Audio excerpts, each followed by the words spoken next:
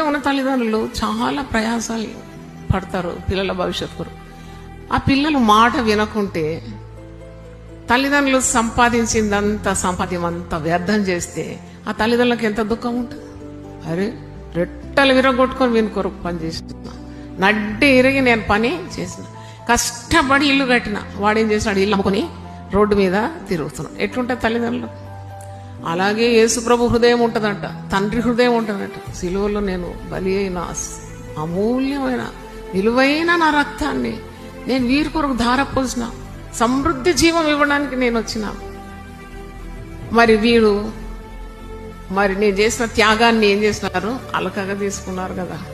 ఇంత కష్టపడి నేను కార్చిన రక్తం వ్యర్థమైంది కదా, నాకు చెడ్డ పేరు తెచ్చినారు కదా. తల్లిదండ్రులు ఏమంటారు, బిడ్డ నాకు చెడ్డ పేరు నీవు తేవద్దంట. మరి యేసుప్రభు కూడా అలాగే, తండ్రి ప్రేమ కూడా అదే. తండ్రి ప్రేమ కంటే మిన్న అయినది యేసు ప్రేమ. కాబట్టి మనం మాదిరికరమైన జీవితం జీవించాలి.